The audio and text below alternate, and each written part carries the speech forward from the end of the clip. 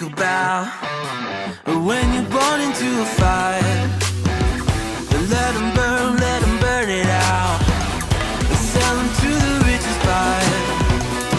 They wanna let the world decay. What you think about when they tell us lies and fade away, fade away. We feel betrayed. We were raised to lose the race. Wake at the back of the pack, kill it anyway. Listen up now, because we're never dropping out. All right, and welcome everyone to this week's edition of the Wrestling with Fans podcast. This is a pro wrestling podcast created by fans for fans from a fan's perspective. My name is Kyle, and this is episode 140, our Triple R show, the Royal Rumble review. We are live on YouTube, our first week on YouTube. So hopefully those that watch the show and do enjoy the live stream, follow us over from Facebook. If you want to follow the show on Facebook, you can find us at facebook.com/wrestling with fans. It is the best place to keep up to date with everything we do here on the Wrestling with Fans podcast. Live stream every single Tuesday at 8 p.m. Eastern on YouTube. Go to youtube.com, search Wrestling with Fans podcast, click the blue logo, and then click that subscribe button. And if you want to be notified anytime there's a new video or we go live, click the little bell icon to turn on your notifications. If you want to listen to the podcast, you can download or stream the show at any time on our website, wrestlingwithfans.com. New podcast, the podcast version of the show is uploaded every single Thursday morning. Or you can take us on the go and download us to your favorite podcast listening device. And you can find us wherever you get your podcast fix.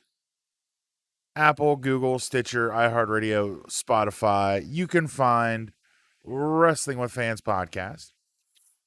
If you'd like to join us on Twitch, you can give us a follow. It is free to follow on Twitch. Twitch.tv/Wrestling with Fans. Been streaming games on the weekends, chatting some wrestling as we go along. And as I said at the top of the show, this is our Royal Rumble review. Actually, I guess I should say, for those watching live, all of the links to everything are down in the video description below. And links to everything will also be in the audio description when you listen to the podcast, whether that be on the website or on your mobile device. But this, again, is our Royal Rumble review. Let's bring the lights back in here the way they're supposed to be. There we go. Very nice, very nice, very nice. So, again, our first night on YouTube. We started the streaming on Sunday. I did a live Royal Rumble watch-along here on YouTube. It was a lot of fun. And then last night, started the official streaming schedule. Doing a Raw preview from 7:30 to 8 p.m. Eastern. So again, if you're not subscribed on YouTube, you need to go ahead and do that. Every Monday from 7:30 to 8, a Raw preview. Every Tuesday, like tonight, from 8 to 9, roughly 9 o'clock. It's a live stream of the podcast. Every Wednesday from 7:30 to 8 p.m., it's Wednesday Night War preview, AEW and NXT, about 15 minutes on each program. I'm going to take a day off on Thursdays for now. Maybe we'll think of something fun to do on Thursdays. And then on Fridays, again from 7:30 to 8 p.m. Eastern, right here on YouTube, it is our SmackDown preview. So make sure you're subbed to the YouTube channel. Clear up some of these notifications right quick. There we go. All right, if you do come in live on the program on YouTube, make sure you say hi in the video. Would love to hear from everyone. Give us a thumbs up if you would. But let's dive in to some news stories here. So the first story, and this is kind of late breaking news. This just started to hit the internet about a half an hour, 45 minutes ago. WWE, according to a source,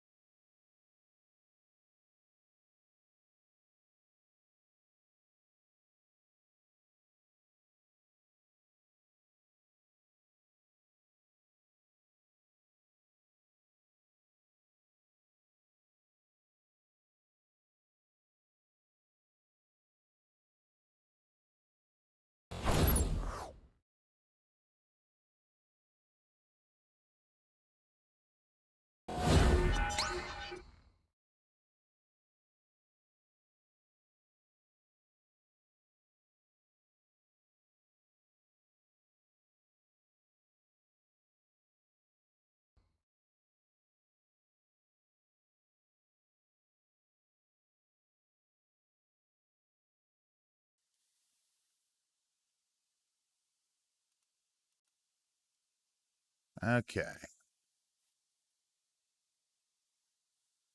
I think we have technical issues fixed. Let me know, DJ, if you hear anything.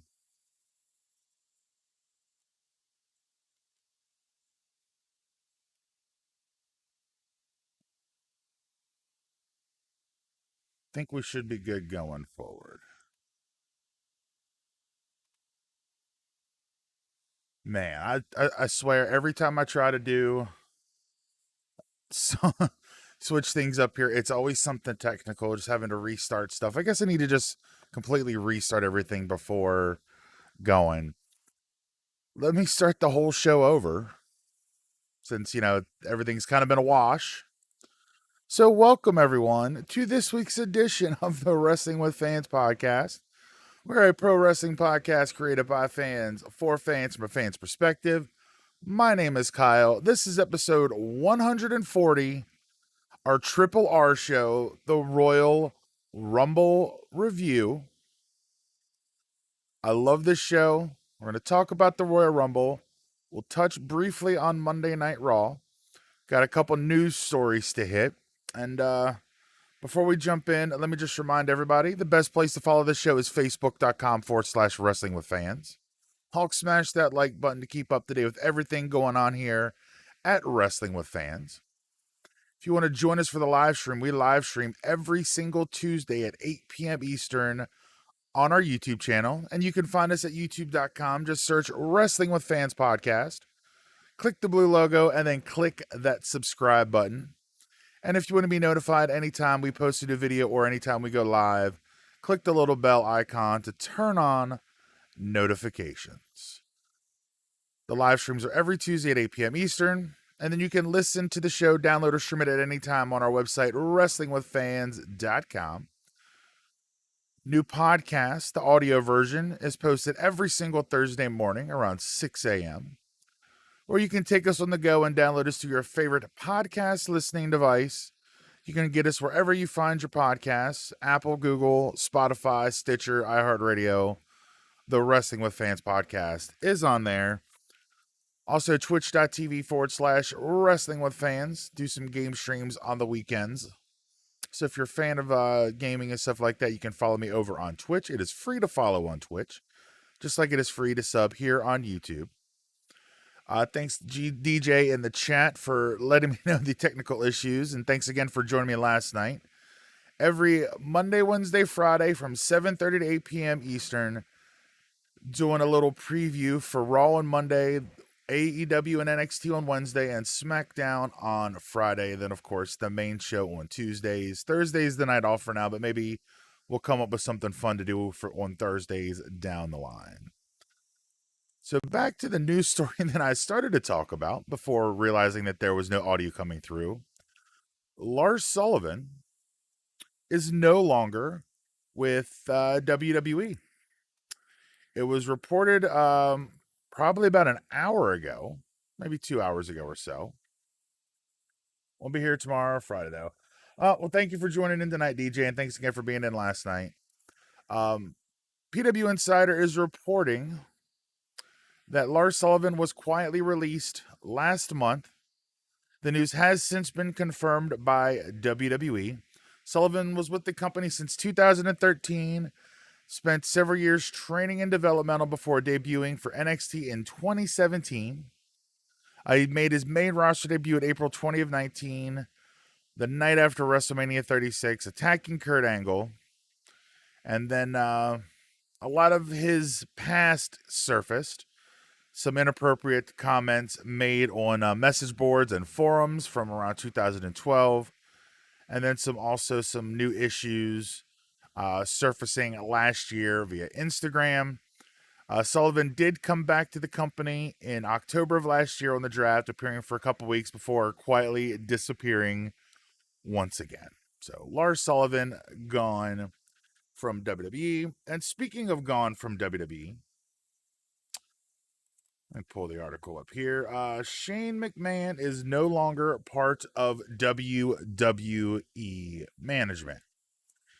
Now, Dave Meltzer recently confirmed on the F4W Online board that Shane McMahon is not in WWE and has no role at all in management and likely will not take over the company in any capacity in the future.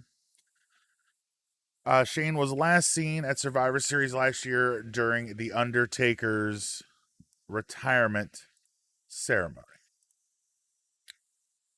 So not sure exactly what's going to happen in the future.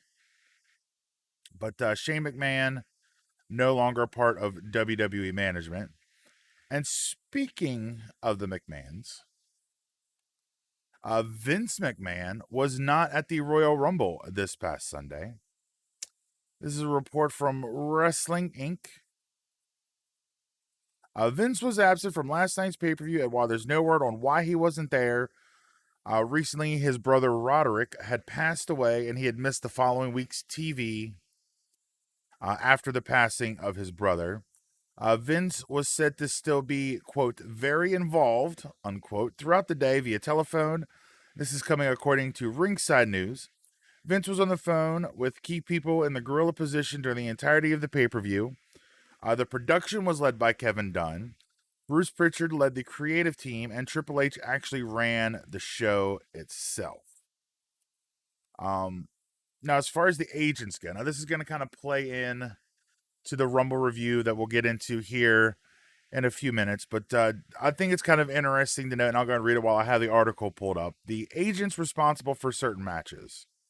The women's Royal Rumble match was produced by Tyson Kidd, Adam Pearce, Chris Park, and Pat Buck.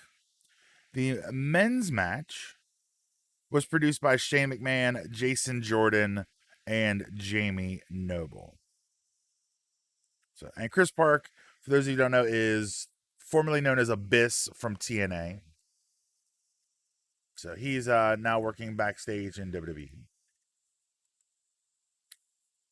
And the final news story I'd like to get into, speaking of the Royal Rumble, 2K reps were backstage at the Royal Rumble. Now, 2K is the producer of the WWE video games. And those of you who are into the WWE games know that 2K20 was a total disaster from the launch. Glitches, the game was basically unplayable for quite a while. PW Insider's Mike Johnson leaked the news that 2K were in the Thunderdome over the weekend, and he claims they were recording a batch of voiceovers with some of the talent. Johnson also said that the company planned to scan every single wrestler who will be featured in the game, which is a departure from recent years. In 2K20, for example, only a small percentage were body scanned. Others had their in-game models cobbled together from past entries in the series or would be built from the ground up using the current engine. The system did nothing to ensure a consistent level of quality between characters.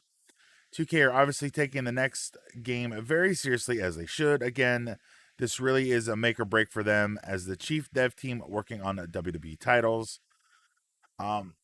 They took a break this year, and we got the 2K Battlegrounds game, which I have. I have yet to play it, but I do have 2K Battlegrounds on my PC. I'd like to get into it at some point. It's just never crossed my mind to want to fire it up. But I did get 2K20, and I didn't get it till several months into the game cycle, once they had a lot of patches and kind of fixed some of the bugs. And it was somewhat enjoyable. I wasn't a big fan of the career mode, which kind of fell short this year or last year. I think 2K19's career mode was far superior. But there were so many game-breaking bugs and glitches. It really turned everybody off to the 2K WWE franchise. Now, in all fairness, Ukes, who was the main developer, the main studio behind the 2K franchise, left mid-cycle, mid-development on the game, and now Ukes is working with AEW on some of their upcoming video games. So I would imagine the AEW games are in good hands with Ukes leading the development of those games. But 2K is going to be having a whole new studio work on 2K22. I have a YouTube video coming up. I'll try to get it out next week. Talking about the top 7 features we need in 2K22. First and foremost, I'll go name off a few here. Just no bugs or glitches, a robust roster, and the return of what everybody wants, which we haven't seen since SmackDown vs. Raw 2009, I believe, and that is GM mode. Universe mode is okay. I've played around in universe mode, kind of making some fantasy feds with a lot of talent. You downloaded a ton of created wrestlers. So I'm hoping that 2K22 returns the WWE video game franchise to its former glory. All right, real quick here. Let's see what we got. Before we dive into the Royal Rumble, going to take a quick break here. As you know, we are now streaming exclusively on YouTube. So one thing I'm going to do each and every week here during the live stream is highlight and feature one of the videos that you can find here on the channel. And recently I found all of the AEW Unrivaled Series 2. And speaking of AEW, if you can look over my shoulder here, I'll give you a quick sneak peek before I cut to this video. Went on a little fig hunt on lunch today, and I found the Bucks AEW Unrivaled Series 3. They had Matt and Nick Jackson. There was also Riho. No sign of Orange Cassidy, Pac, or Darby Allin. Of course, the ones that I really want out of that wave aren't there. And then I don't know if I showed this off, but Undertaker Boneyard match pop figure, Amazon exclusive, just came in. So he's kind of sitting here with the Young Bucks at his side. DJ commenting here, I think they need to update arenas and players when they change in real life. I 100% agree. The game is so far in development that by the time the game releases, usually a lot of the performers have changed their looks. But that is where the wonderful world of the creator wrestler option in the games comes out, because I've even in 2K20 I've downloaded many updated outfit looks, for the likes of Bayley, Seth Rollins, some alterations to the Fiend, and all of the AEW roster. I have almost a complete AEW roster in my game, so maybe I'll stream some 2K20 either here on YouTube or over on Twitch here coming up soon. But like I said, going to take a quick break highlighting one of the videos that you can find over on the YouTube channel. And today we are going to be looking, let's go with one of my favorite figures. Actually, no, we'll do, since I just found the AEW figs, let's go with an AEW figure. This is the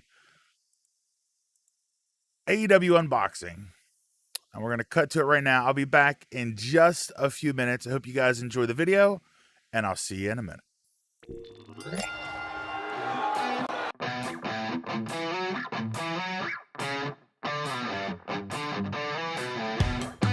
What is good, YouTube? Kyle here from Wrestling with Fans, back with another AEW Unrivaled Collection Series 2 figure unboxing. And we have the former AEW champion, Jon Moxley.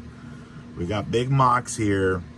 Now, it is not the Chase variant, unfortunately.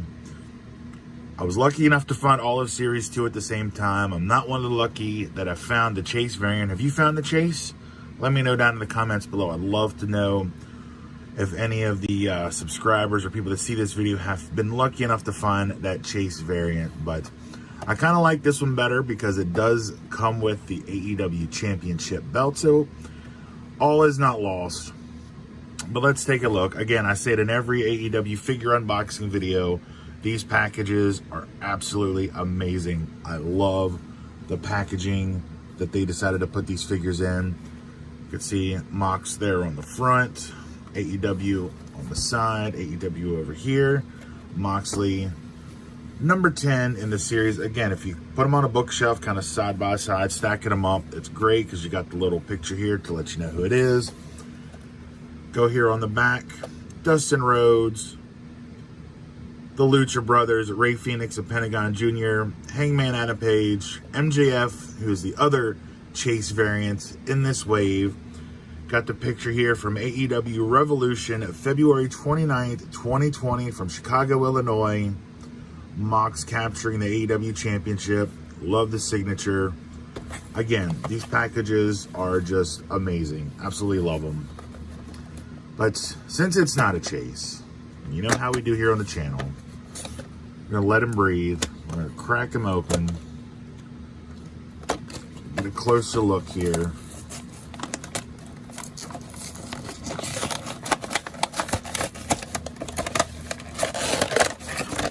All right, set the box off to the side here. Got Mox in his plastic prison. Let's get him out. There we go. Now, right off the jump, I gotta admit something with this figure, because first let's look at the head scan, which is pretty damn good. Got that Jon Moxley snarl, but I see this line on his forehead, and I'm like, what the hell? Is like, did the paint for the hair go off? And then I look back at the box and see he's got the scar, and I'm like, makes perfect sense. Because at first I'm thinking, no way there's that bad of a paint defect on it, but nope. It's just the scar from the match, which is another nice touch. Puts this figure right in that moment. Take a look here. He does come with the Mox vest. It is rubber, so you'll be able to take it off. Actually, yeah, we'll slide them off so we can get a better look at the belt here. Twist these arms back. And they come right out. The double jointed elbows make this so much easier. Kudos. So again, got the Mox on the vest. You can see some of the little details, the pockets. First, like, are they really going to let you put your hands in those pockets? But no, it's not Orange Cassidy. Let's also take a look here at one of the coolest accessories, the AEW World Championship belt. You can see all the little side plates there, the really good detail work in the belt. Got the big main plate there. The other two side plates, you can see how it snaps there in the back. Very similar to the Mattel belts. Let's see the back of it there. Just kind of pops through the rubber. Awesome, awesome stuff. Let's take a closer look at Mox here. Again, I think it captured his likeness pretty good. It's got that snarl look that he is famous for. The hair just kind of thrown on there pretty good. Got the camo pants. And I do like the fact that they kind of have the little wrinkles and stuff in it, like a pair of pants really would sit on somebody. Again, got the good chest articulation, the hip swivel, double jointed elbows. So he's got the little side tattoo there. I don't know how good the camera's going to pick that up, but hopefully you all can see that. And it does have like the little gold trim on the zippers and things like that, little buckles on the pants. So good. You can see the gold there. Sometimes it's hard to, camera doesn't always pick up everything these figures has to offer. Sometimes it's a little more difficult to see things, but in person, again, I've said this, I think, on all the other videos, I was very hesitant. I wasn't quite sure what I wanted to do when it came to AEW figs, but I saw all of Series 2 in the store. I picked them all up, and man, I'm not regretting it one single bit.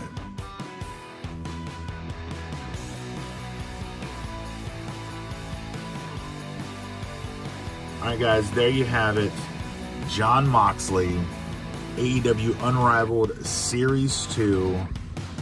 This is one of the coolest figures that I've picked up early in 2021. I'm so glad I found it. Nothing else, just to get the AEW Championship belt there. And again, with the double jointed elbow. All right, guys, we're back. Thanks for sticking around. I hope you guys enjoyed that unboxing video. Jon Moxley, one of the more fun figures I have found. Again, picked up the Young Bucks on my lunch break today. Couldn't believe I found them. So if you're into the figs, start checking your targets. Wave 3 is hitting stores now. be on the lookout for that unboxing that'll come out probably later this week. I might leapfrog that in front of a few other figure unboxings that I'm currently working on at the moment. But just breaking news, as that video was playing, I was just checking social media to see if anything cool had popped up, and it has been announced that the Royal Rumble winner, Edge, will be on NXT tomorrow night. We'll talk about Raw here later on in the show. But Edge did state that he would appear on SmackDown. He confronted Drew McIntyre on Raw last night. He will be on SmackDown on Friday, presumably to confront Roman Reigns. But he will also make an appearance on NXT this Wednesday. And I'm guessing it's going to be to confront NXT champion Finn Balor. Now, last year, if you remember, when Charlotte won the Women's Royal Rumble, she ended up challenging Rhea Ripley for the NXT Women's Championship. So now the Royal Rumble, or I guess winner, can now challenge any champion on any brand. So it'll be interesting to see what Edge does. I'll talk about what's being rumored at the moment, what's come out on Wrestling Observer this week. I'll talk about that later on. We're talking about Raw, but let's dive in to the 2021 Royal Rumble pay-per-view. It took place this past Sunday, January 31st, at the Thunderdome at Tropicana Field in St. Petersburg, Florida. Now, I completely missed the pre-show, getting everything set up and all that good jazz. But on the pre-show, Nia Jax and Shayna Baszler recaptured the Women's Tag Team Championships from Asuka and Charlotte Flair. Charlotte's father, Ric Flair, and Lacey Evans got involved once again. It's an ongoing thing, leaving Asuka to take the pinfall. And I guess I kind of throw that in with what happened on Raw as well. Asuka is nothing more than a prop in the Charlotte and Ric Flair feud, and I think it is a travesty to Asuka. Asuka is such a talented performer. She's been carrying the Raw belt in Becky's absence. She won it at Money in the Bank last year. And in recent months has been nothing more than a prop for Charlotte. And I think it's insulting to somebody like Asuka. I think she deserves much better than what she's been getting on Raw.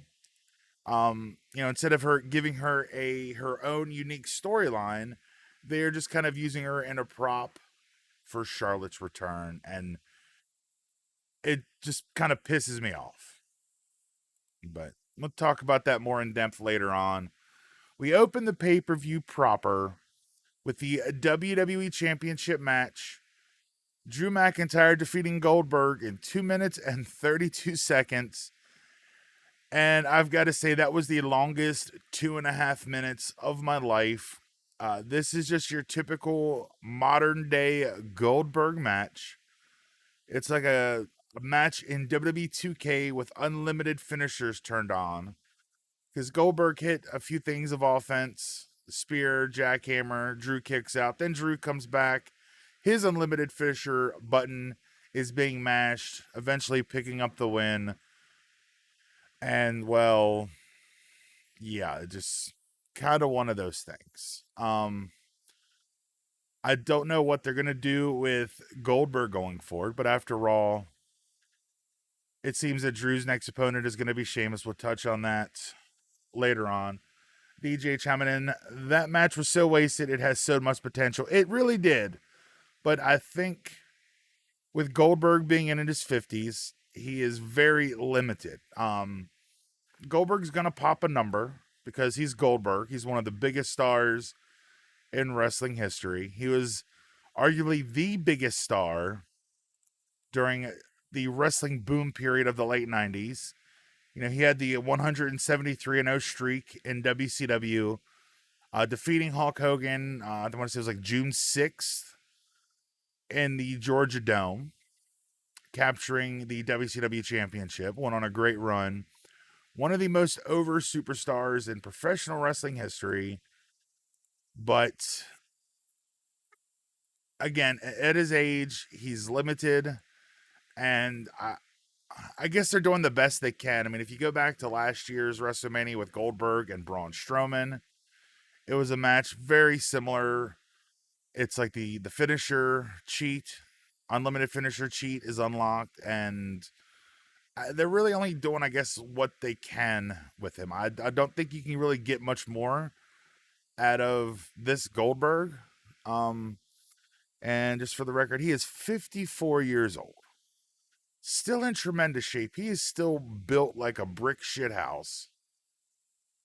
But again, I think just at his age and his already limited ability prior, I don't really think you can get much more out of him than a sub 5 minute match at best. Even if you go back to the Saudi show with his match against Undertaker, that was nearly disastrous for both men.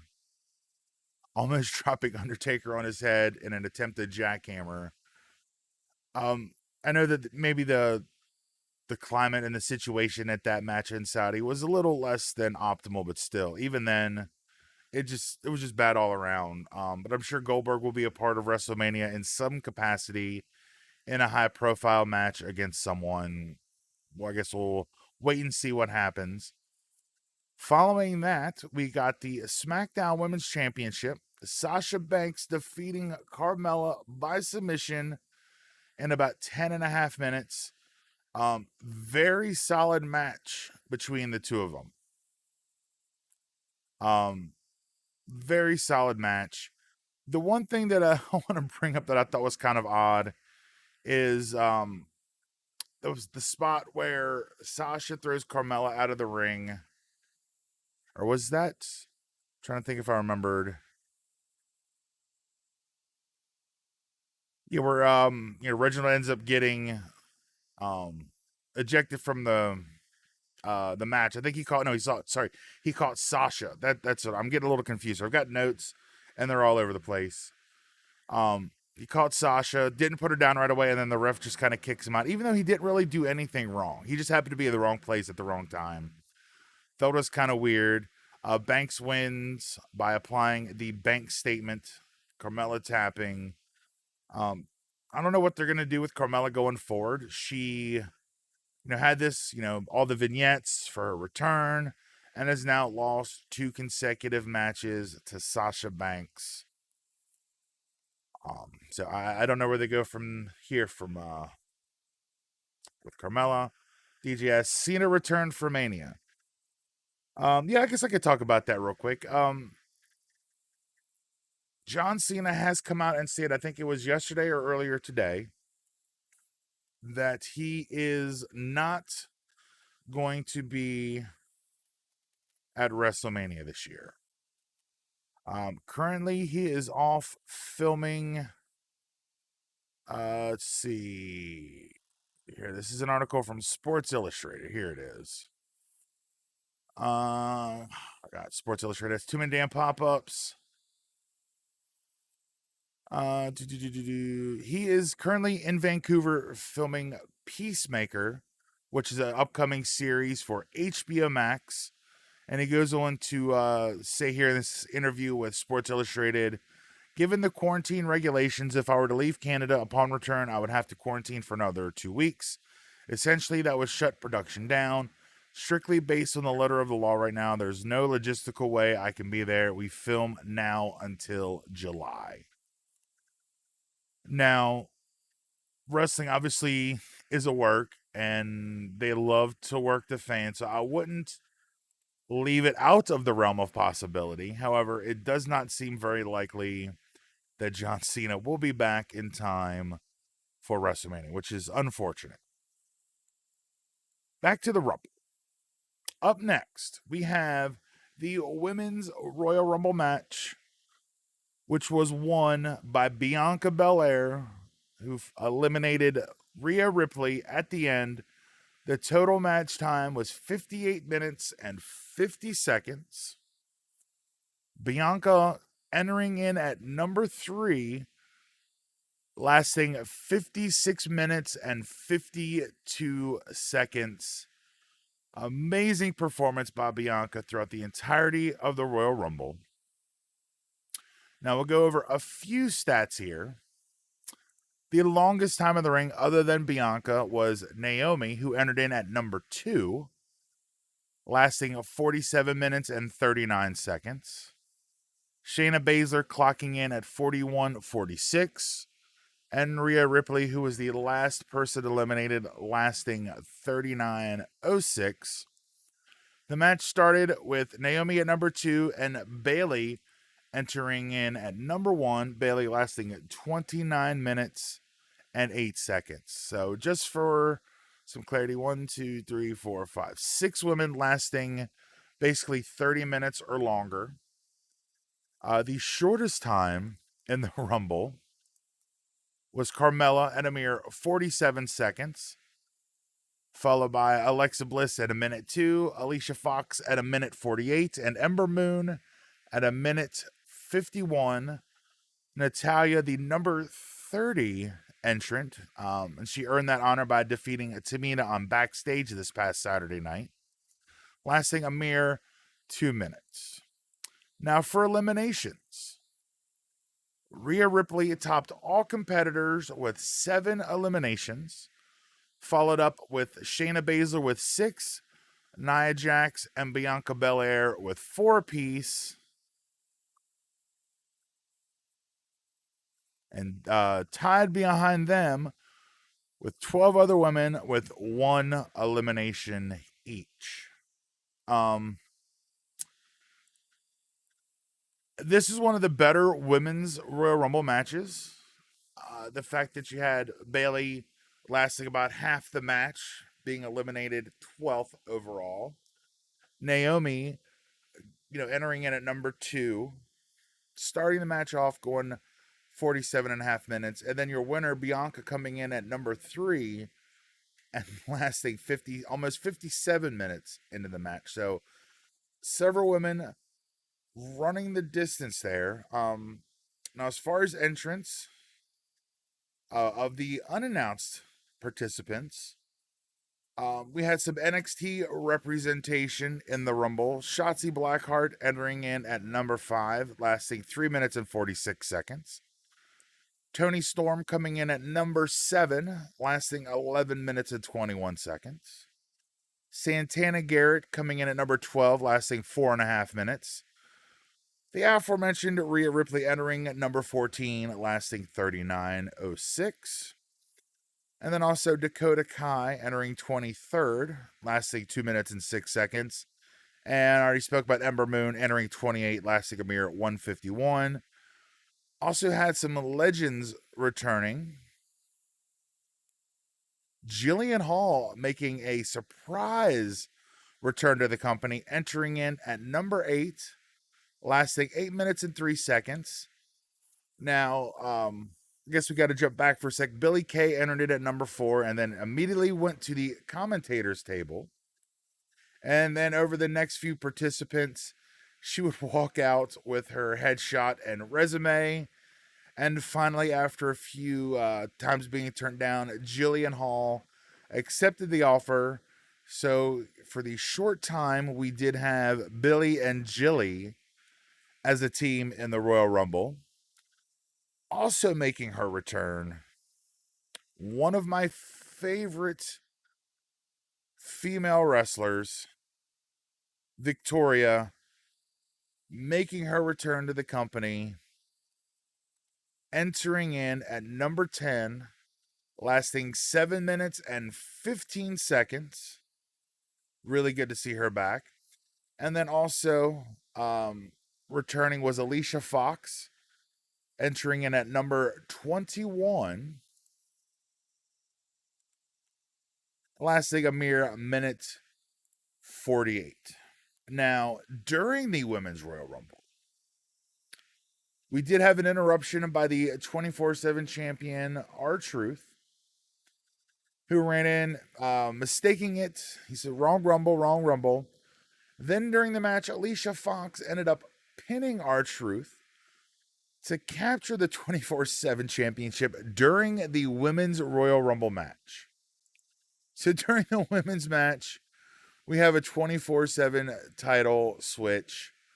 Once Alicia Fox was eliminated, R-Truth rolled her up on the outside to regain the 24/7 championship for, I don't even know how many times that is now. I'll look that up here in a second. But R-Truth getting the 24/7 championship back after a couple minutes.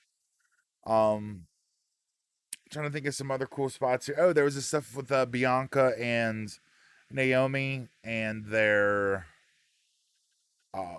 savings with, their kind of feet hung up in the ropes, trying to get themselves back in. I don't quite think they got the spot down right. And the other thing I want to touch on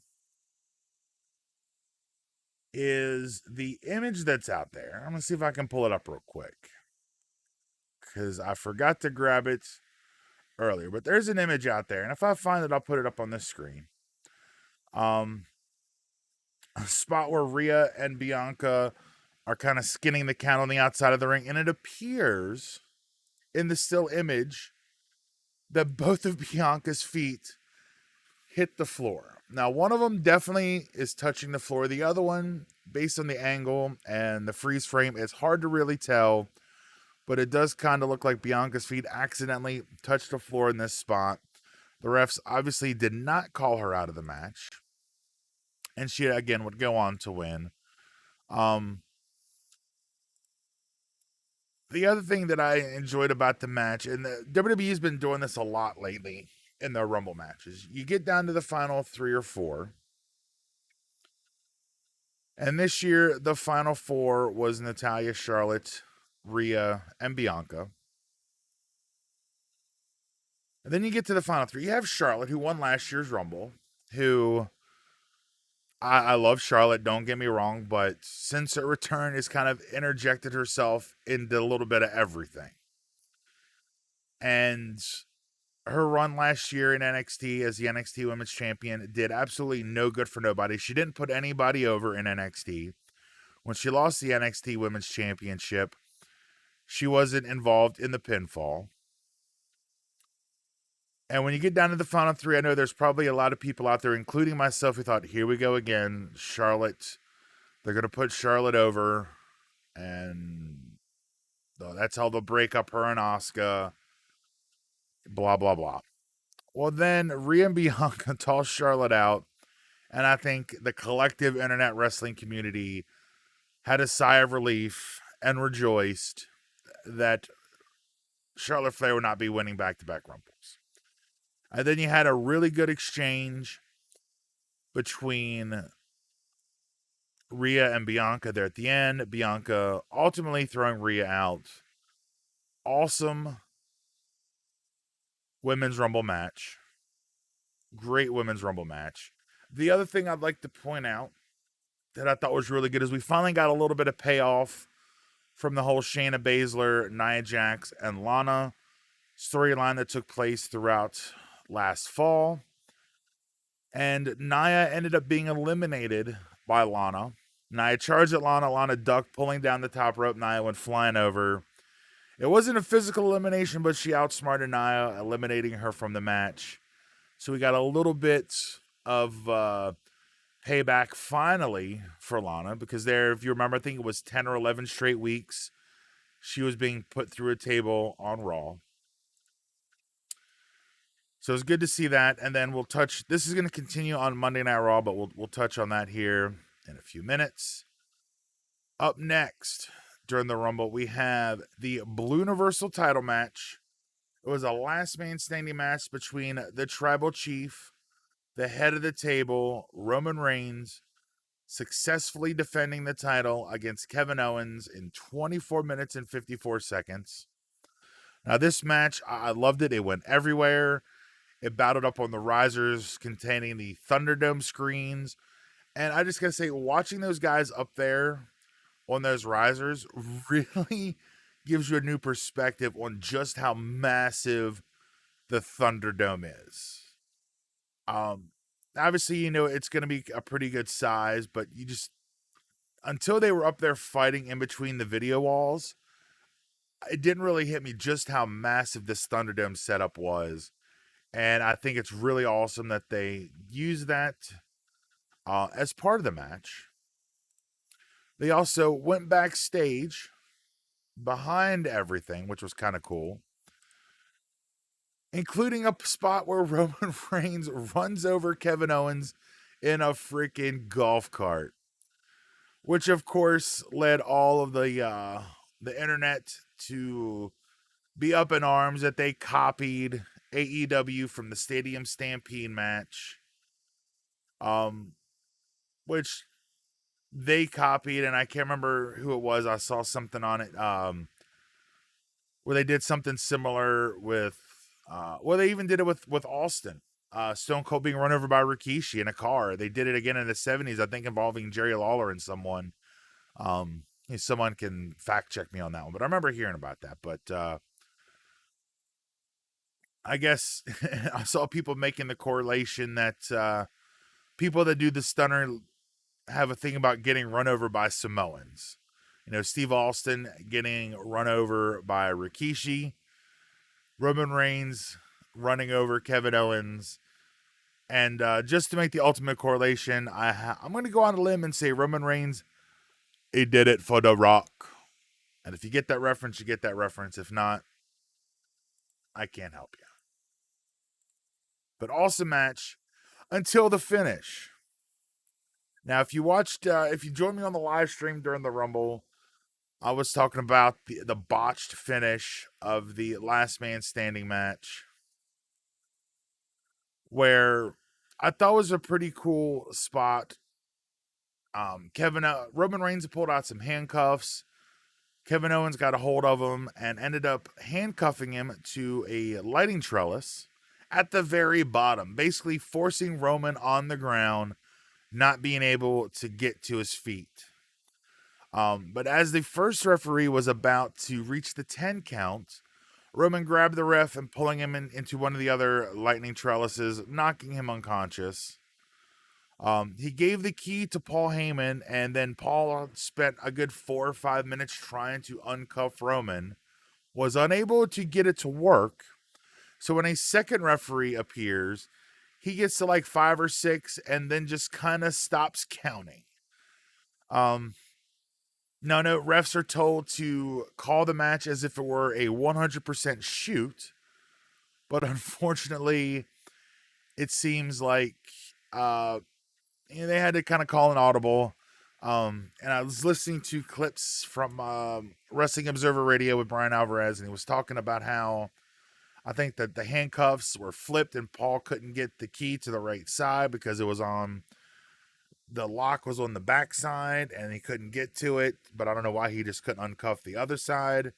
I don't know the whole story. And during the live stream Sunday night, I was like, Vince is probably blowing a gasket backstage, but as I talked about earlier on the show, Vince was not at the Royal Rumble, but so I'm sure he was on the phone with Bruce and Triple H and Kevin Dunn, screaming at the top of his lungs. I'm surprised he didn't have a stroke. But they recovered well. Roman Reigns ended up locking Kevin Owens in the guillotine, making him pass out, and then Kevin Owens could not answer the 10 count. And Roman Reigns retains the Blue Universal title. Other than that little 4 or 5 minute thing there at the ending with the handcuffs, awesome match, solid match. I was very excited and I was very happy with the match. And then we get to the main event, the men's Royal Rumble match, which was won by the number one participant, only the third man in history to do so, the Rated R Superstar Edge, lasting the duration 1 hour and 32 seconds. He's literally an Iron Man. Now, we learned on Backstage this past Saturday that Edge would be number 1 and Randy Orton would enter in at number 2. Edge and Randy started brawling early on. Edge ended up hitting Randy in the knee with the chair, and then Randy was taken to the back for medical attention and then showed up at the very end going for an RKO on Edge. Edge eliminating Randy Orton to win the Royal Rumble. Now, I'll break down the match, but again with the women, let's go over some of the stats. DJ chiming here. The ending of the Rumble was so predictable. The same exact thing happened in 2015 with Roman and Rusev. I agree. It was very predictable. However, I kind of correlate it more to more of 1999 with Vince and Stone Cold. The two of them started the Rumble 1 and 2. They ended up brawling throughout the entire arena, only to come back in before Vince wins. But I knew it was going to come down to 1 and 2. It was pretty easy to predict, unfortunately. But let's look at some of the stats here, guys. All right, let's look. Let's see. Total eliminations. You had 4 guys tied with 4 apiece. Braun Strowman, Seth Rollins, Damian Priest, and Big E, each with 4 eliminations, followed up by Edge and Bobby Lashley with 3 apiece. Kane, King Corbin, and Christian with 2 apiece. And then 6 others with 1 apiece. So speaking of that, we might as well go and talk about the returnees. First up, the first returnee, Carlito. Now, Carlito was announced for Legends Night a few weeks back. Only he was advertised for the show only to not make an appearance. Then he took to social media saying he was contacted about possibly appearing, but never confirmed whether or not he would be there. So it was good to see they finally got Carlito to make a return to the company. Carlito was looking jacked. He was looking great. He lasted 8 minutes and 26 seconds. Awesome to see him back. Also returning the Big Red Monster, Kane, entering in at number 18. And then you had the return of Hurricane Helms at number 23. And one of the best returns ever, Christian, returning at number 24. Captain Charisma is back. And I'll touch on his news here in just a second. Also, Damian Priest, the only NXT participant on the men's side to be in the Royal Rumble. And now it seems that this is turning into a full-blown call-up for Damian Priest, who is now part of the Raw brand. We found that out on Raw last night. As far as time in the match,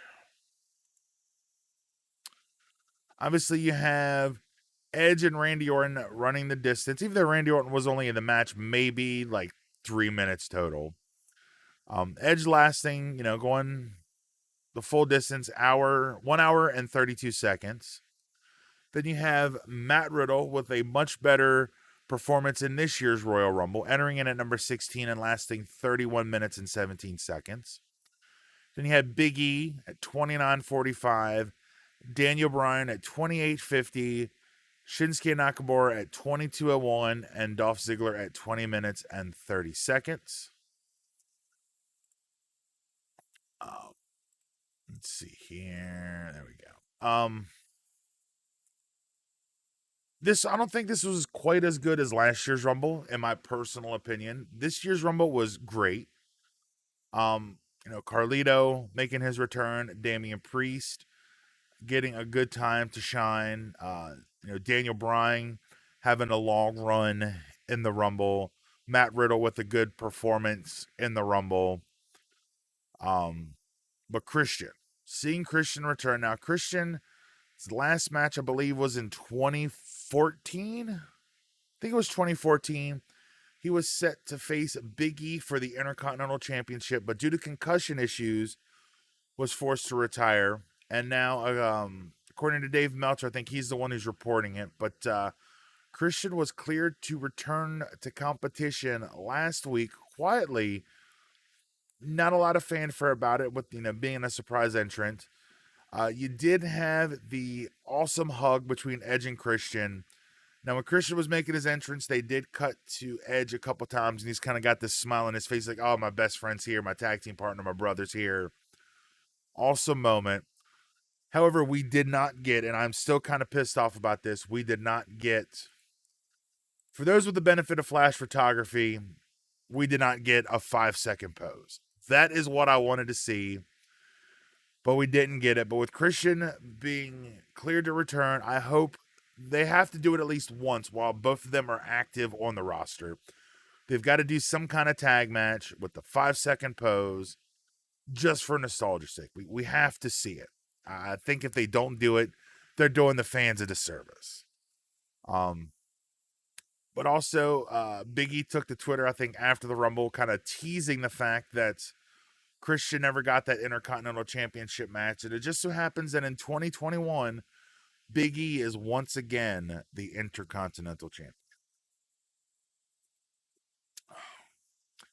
Also making a surprise return, I guess it's the savior of SmackDown, Seth Rollins, returning at number 29. No real big surprise, like no Fiend. There were rumors that Jay White, after apparently quitting New Japan a while back, would be a surprise entry, but Jay White is now back in New Japan. On the road to new beginnings, he attacked Tomohiro Ishii. So it appears Switchblade Jay White is staying with New Japan Wrestling. No Fiend yet. But you get down to the end. Let's see. Let's go down here. Edge eliminates Seth, thinking that maybe Seth wins, and Randy Orton returns and attempts an RKO out of nowhere. Edge counters and ends up tossing Randy over to pick up the win.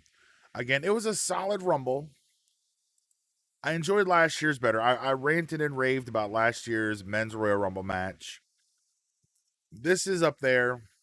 My initial thought, though, is I didn't really like Edge's. I mean, I loved Edge winning, but I was thinking about what the WrestleMania matches would be, and I wasn't really keen on what matchups they could do with Edge without having to put the WWE Championship back on Randy Orton to have their the third match in their trilogy take place at WrestleMania. But overall, I'm gonna give the Royal Rumble a solid A minus.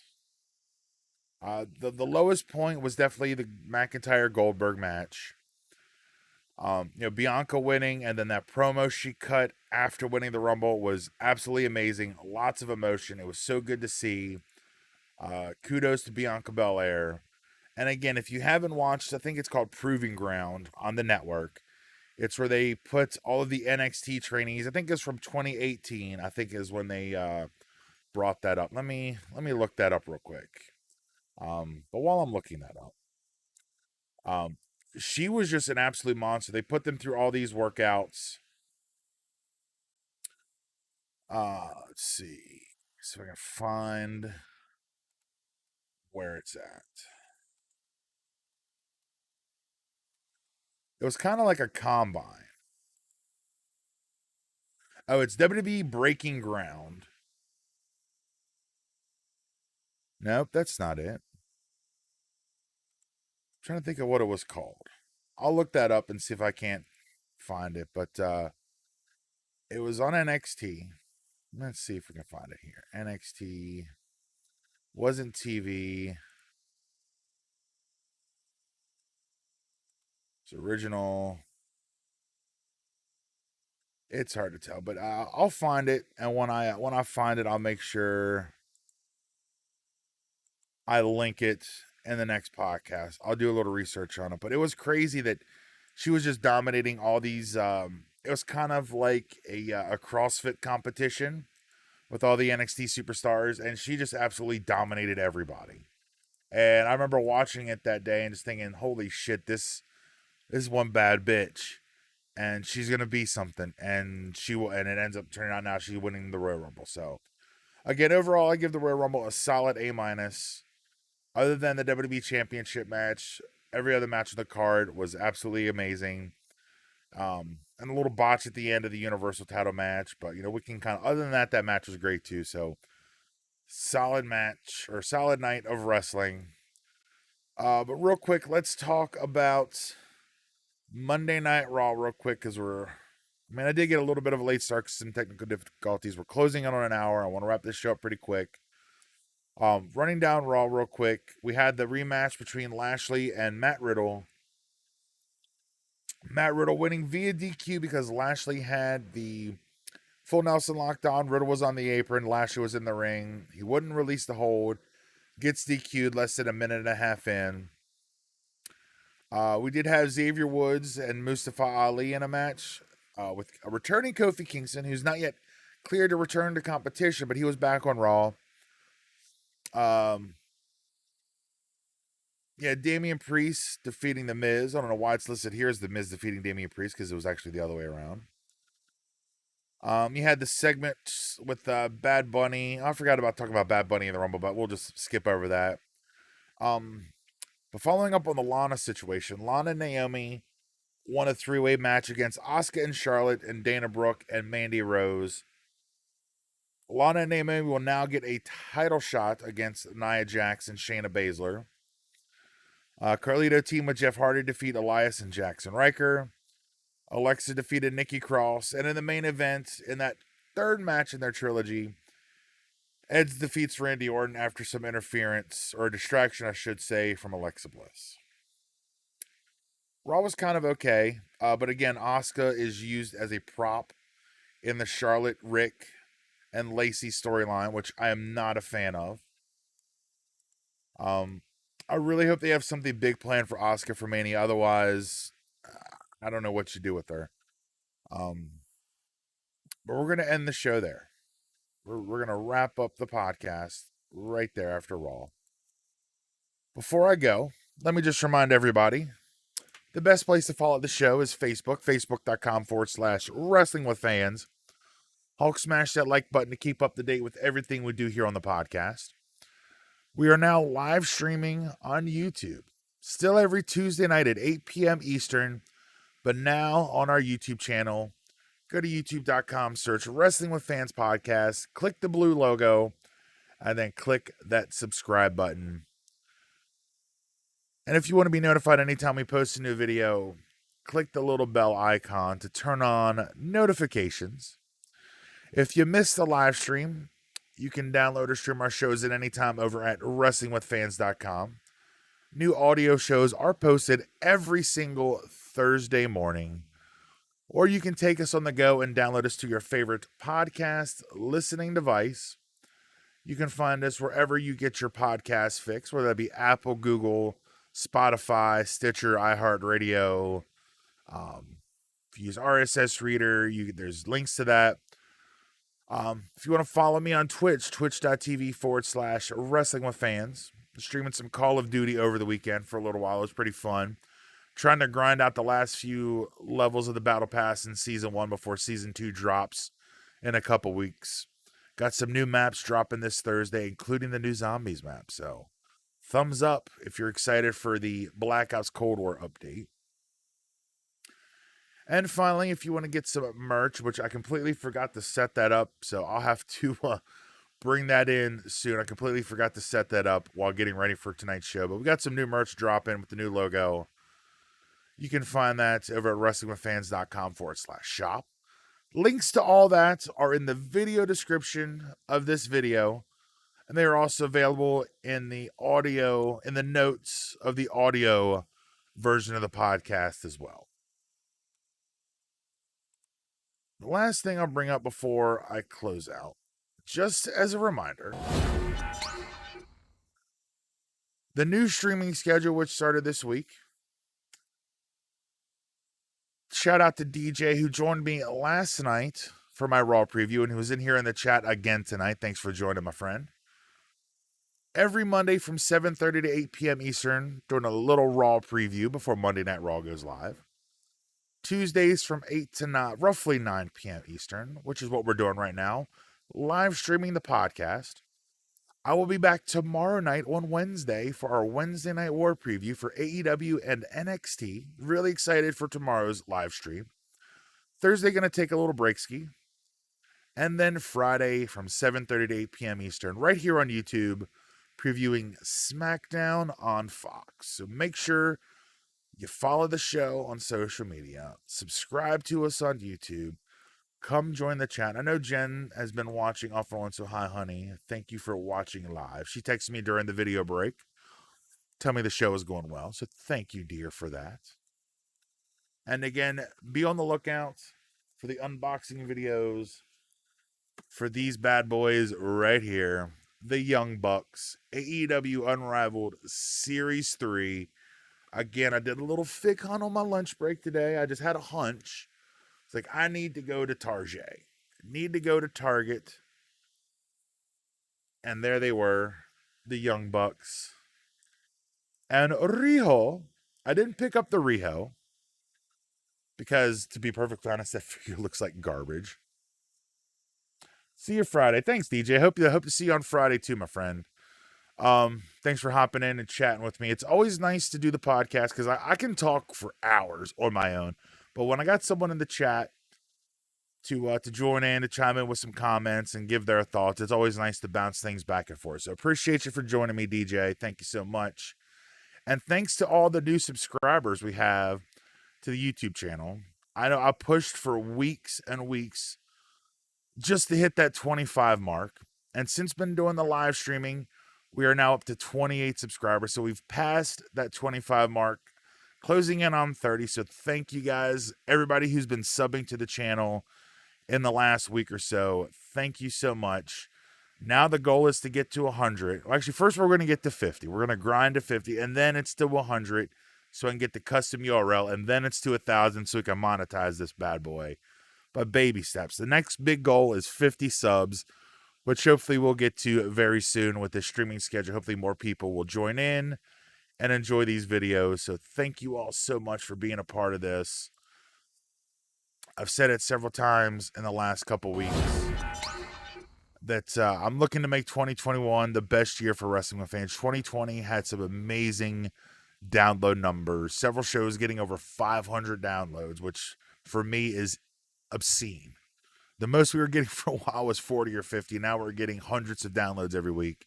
And it's all because of you guys, the listeners, all the audio show listeners, the new YouTube subscribers and listeners. It's been a lot of fun. And again, hopefully, as things get back to normal in the world, we get fans back in the building.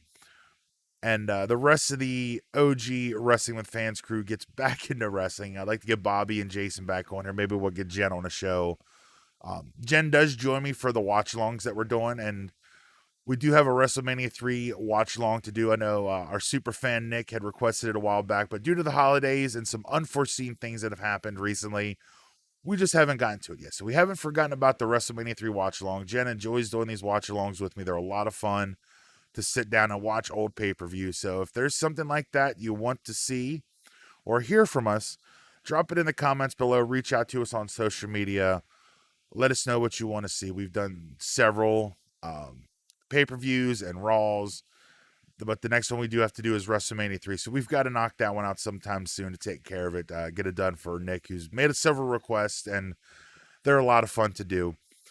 But that's going to do it for this week's episode 140. I can't believe we made it to 140 episodes so far. It's been a lot of fun, and big things coming in 2021 for everybody. So hope you guys stick around and follow us along on this journey. I've rambled enough. That's going to do it. Thank you all for watching. Thank you all for listening. Once again, my name is Kyle, and we will see you guys next week right here on Wrestling with Fans.